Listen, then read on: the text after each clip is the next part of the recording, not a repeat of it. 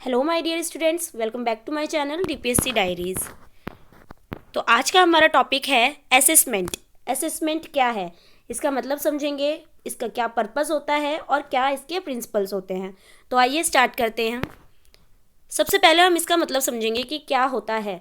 What is assessment? Assessment क्या होता है? Assessment means Assessment means checking and understanding a child's learning and development.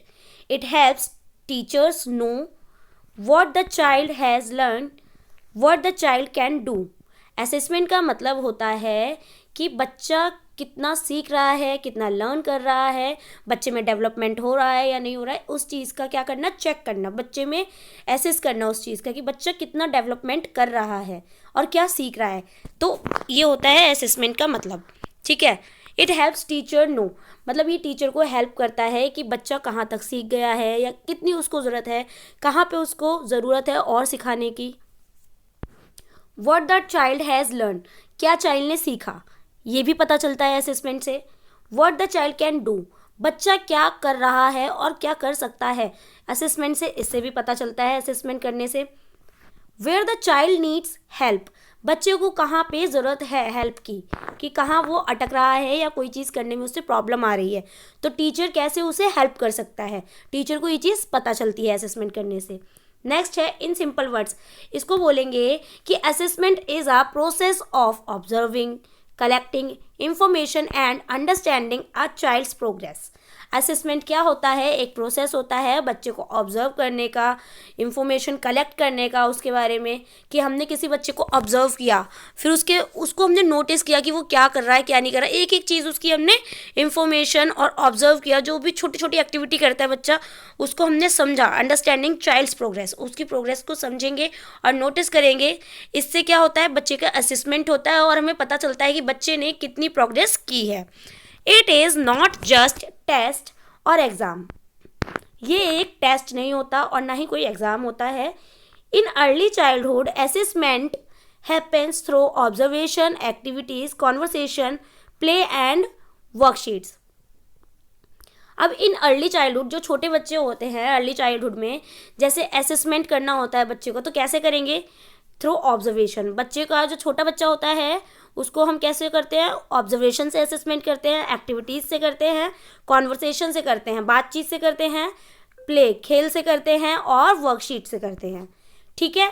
अब ये question exam में आ सकता है कि अगर छोटा बच्चा है अर्ली चाइल्डहुड का, तो आप असेसमेंट कैसे करेंगे, बच्चे का कैसे असेस करेंगे आप, ये क्वेश्चन आ सकता है एग्जाम में। तो आपको यही लिखना होगा, बच्चे को ऑब्जर्व कर सकते हैं, एक्टिविटीज़ करके देख सकते हैं, करवा के देख सकते हैं बच्चे को, कॉन्वर्सेशन करेंगे, प्ले और वर्कशीट से बच्चे को एसेस करेंगे। ये हो गया अर्ली चाइल्डहुड का। ये क्वेश्चन आ सकता है तो इसीलिए बहुत ही इंपॉर्टेंट है और अच्छे से इस टॉपिक को समझना होगा आपको। नेक्स्ट है पर्पस ऑफ असेसमेंट। क्या है असेसमेंट के purpose? Why do we assess, हमें क्यों एसेस, मतलब क्यों हमें बच्चे को एक तरीके से जांचना चाहिए या फिर एसेस करना चाहिए, क्यों उसको करना चाहिए? तो to understand each child's progress, बच्चे की प्रोग्रेस को समझने के लिए हमें क्या करना पड़ता है, वो असेस करना पड़ता है। ठीक है।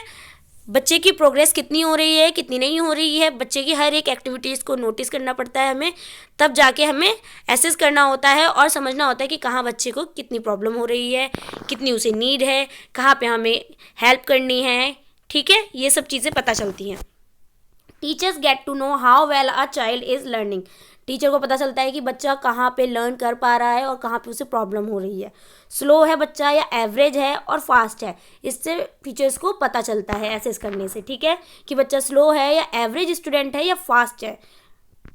अगर स्लो है तो उस पर ध्यान देने की और ज़्यादा ज़रूरत है, अगर फास्ट है और एवरेज है, फास्ट है तो उसके लिए और कुछ ऐसी नई एक्टिविटीज़ करानी होंगी जिससे उसका माइंड और भी शार्प हो सके, क्योंकि उसके हिसाब से फिर वो जो एक्टिविटीज़ होती हैं कुछ, वो बहुत ही मामूली हो जाती है। जो बच्चा फास्ट होता है, फास्ट लर्नर होता है, उसके लिए एक्टिविटीज़ को, अपनी पढ़ाई के तरीके को, पढ़ाने के तरीके को चेंज करना पड़ता है टीचर्स को, इसलिए ऐसे बहुत ही इंपॉर्टेंट होता है।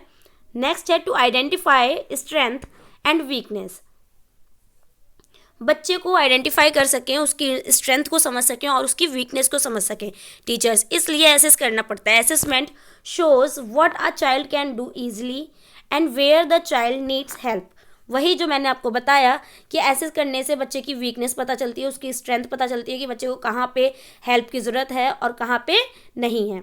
ठीक है। टू प्लान टीचिंग बेटर, इससे क्या होता है असेसमेंट करने से कि बच्चे के लिए हम टीचिंग बेटर प्लान कर सकते हैं कि बच्चे को क्या चाहिए। जब हमें पता चल जाएगा असेसमेंट करके कि बच्चे को कहाँ पे किस चीज़ की ज़रूरत है, तो टीचर वही टीचिंग मटेरियल्स को यूज़ करेगा, टीचिंग एड्स को यूज़ करेगा और उससे बच्चे की क्या होगा, शार्प होगा, मेमोरी उसकी शार्प होगी। टीचर्स चेंज और इम्प्रूव देयर टीचिंग, जब टीचर फिर जब एसेस कर लेता है बच्चे को तो वो क्या करता है, अपनी टीचिंग को इम्प्रूव करेगा। ठीक है, अपने मेथड बेस्ड तरीके को चेंज करेगा और चिल्ड्रन की नीड्स के अकॉर्डिंग उसे क्या देगा, स्टडी देगा, उसकी हेल्प करेगा। ठीक है। To support overall development, assessment किस लिए इम्पॉर्टेंट होता है, ओवरऑल डेवलपमेंट के लिए, बच्चे के ओवरऑल डेवलपमेंट के लिए असेसमेंट इम्पॉर्टेंट होता है। Assessment helps track all domains, physical, language, cognitive, emotional and social. Assessment help करता है हर डोमेन के लिए, फिजिकल हो चाहे लैंग्वेज हो चाहे कॉग्निटिव हो या इमोशनल और सोशल, हर तरीके के डोमेन के लिए ओवरऑल डेवलपमेंट के लिए असेसमेंट हेल्प करता है। ठीक है। To give feedback to parents, to give feedback to parents, teachers can share a clear picture of the child's growth with parents. अब क्या होता है, अगर टीचर ने एक एक चीज़, एक एक एक्टिविटी बच्चे को एसेस करा है और देखा है कि कहाँ पे उसकी ग्रोथ हो रही है, कहाँ पे वो इजीली कोई चीज़ कर पा रहा है, कोई चीज़ नहीं कर पा रहा है, हर चीज़ को नोटिस करते हैं, एक रिकॉर्ड में रखते हैं, एक्टिविटी को लिखते हैं, बच्चे की प्रोग्रेस रिपोर्ट बनाई जाती है उसमें। तो जब पीटीएम होती है या पेरेंट्स से कनेक्ट रहते हैं जब, तब क्या होता है कि हम दिखा सकते हैं, टीचर्स क्या कर सकते हैं, दिखा सकते हैं बच्चे की प्रोग्रेस रिपोर्ट कि बच्चा कहाँ स्लो लर्नर है, कौन फास्ट है। तो इससे पता चलता है, पेरेंट्स भी क्या होते हैं, साथ में मिले रहते हैं। ठीक है, वो कोऑपरेट करते हैं। फिर पेरेंट्स भी जब पता चलता है कि हाँ बच्चे को ऐसे प्रॉब्लम है, टीचर अपनी पूरी बात कह सकता है कि हाँ बच्चे को यहाँ पे नीड है, आप उसे हेल्प करिए, हम उसे हेल्प करेंगे, अपने मेथड को चेंज करेंगे, आप घर में ऐसे एनवायरनमेंट बनाइए कि बच्चा एक्टिविटी में इन्वॉल्व हो सके, ऐसी एक्टिविटीज़ करिए बच्चे के साथ में जिससे उसका इंटरेस्ट बढ़ सके। तो ये क्या होता है, फीडबैक दे सकते हैं पेरेंट्स को टीचर। अगर आपने बच्चे को असेसमेंट कर रखा है, बहुत अच्छे से असेस किया है, तो आप क्या करेंगे, पेरेंट्स को फीडबैक दे सकते हैं, पेरेंट्स को दिखा सकते हैं बच्चे की कितनी ग्रोथ हो रही है, कितनी कर रहा है बच्चा और कितनी उसको नीड है कहाँ पे। ठीक है।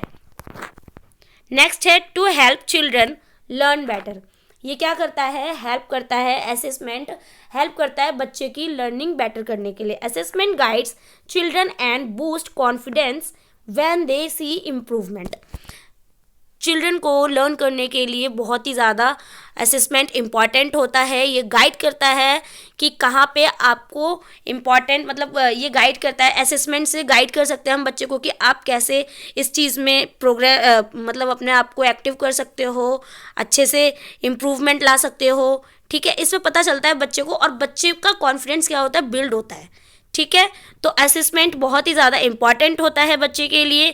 ये क्वेश्चन एग्ज़ाम में आ सकता है, इसीलिए आपको बहुत ही अच्छे से इसे समझना होगा। अगर आपको कहीं भी प्रॉब्लम हो तो मुझे कमेंट करिए, मैं दोबारा से इस टॉपिक को अच्छे से और इजी वे में समझा दूंगी। किसी को भी कोई प्रॉब्लम हो, अगर आपको नोट्स चाहिए हो तो मुझसे कमेंट करें, मैं आपको नोट्स भी प्रोवाइड करा दूंगी। ठीक है, नेक्स्ट क्लास में हम पढ़ेंगे principle of assessment, how should assessment be done. ठीक है, हम प्रिंसिपल्स पढ़ेंगे असेसमेंट के नेक्स्ट क्लास में। तो थैंक यू फॉर वॉचिंग। अगर आपको वीडियो पसंद आई हो तो वीडियो को लाइक करें, चैनल को सब्सक्राइब करें और वीडियो को शेयर करें जितना हो सके उतना डीपीएससी फर्स्ट ईयर स्टूडेंट्स के लिए, क्योंकि ये वीडियो आपके लिए है, ये टॉपिक आपके लिए है।